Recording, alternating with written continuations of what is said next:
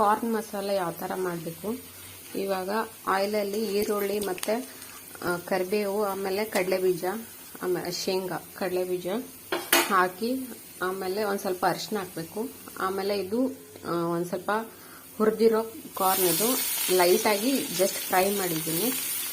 ಅದನ್ನು ಲೈಟಾಗಿ just fry ಮಾಡಬೇಕು. ಇದಕ್ಕೆ ಸ್ವಲ್ಪ ಉಪ್ಪು, ಖಾರ,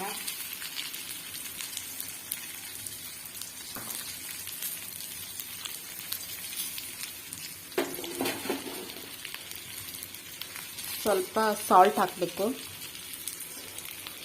ಸ್ವಲ್ಪ ನೋಡ್ಕೊಂಡು ಟೇಸ್ಟ್ ನೋಡ್ಕೊಂಡು ಹಾಕ್ಕೊಳ್ಳಿ.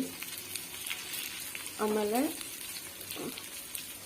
ಸ್ವಲ್ಪ ಖಾರ, ರೆಡ್ ಚಿಲ್ಲಿ ಪೌಡ್ರು ಇಲ್ಲಾಂದರೆ ಮಸಾಲೆ ಖಾರ, ನಿಮ್ಮ ಮನೆಯಲ್ಲಿ ಯಾವುದಿರುತ್ತೆ ಅದನ್ನು ಹಾಕ್ಕೊಳ್ಳಿ. ಟೇಸ್ಟ್ ನೋಡಿಕೊಂಡು ಸ್ವಲ್ಪನೇ ಹಾಕೋಬೇಕು. ಸ್ವಲ್ಪ ಹಾಕ್ಕೊಂಡು ಎಲ್ಲನೂ ಮಿಕ್ಸ್ ಮಾಡಬೇಕು. ಈ ಥರ ಈರುಳ್ಳಿ ಜೊತೆ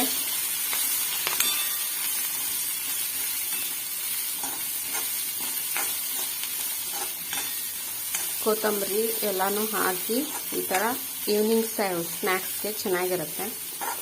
ಈ ಥರ ಫ್ರೈ ಮಾಡ್ಕೋಬೇಕು. ಈರುಳ್ಳಿ, ಆಮೇಲೆ ಕಡಲೆಬೀಜ, ಕರಿಬೇವು, ಕೊತ್ತಂಬರಿ, ಆಮೇಲೆ ಇದು ಲೈಟಾಗಿ ಫ್ರೈ ಮಾಡಿರೋ ಕಾರ್ನು, ಸ್ವೀಟ್ ಕಾರ್ನು, ಆಮೇಲೆ ಒಂಚೂರು ಕೊತ್ತಂಬರಿ, ಆಮೇಲೆ ಸಾಲ್ಟು, ಮಸಾಲೆ ಖಾರ ಹಾಕಿ ಜಸ್ಟ್ ಫ್ರೈ ಮಾಡಬೇಕು. ಚೆನ್ನಾಗಿರುತ್ತೆ, ಟೇಸ್ಟಾಗಿರುತ್ತೆ. ಈವ್ನಿಂಗ್ ಸ್ನ್ಯಾಕ್ಸ್ಗೆಲ್ಲ ಚೆನ್ನಾಗಿರುತ್ತೆ.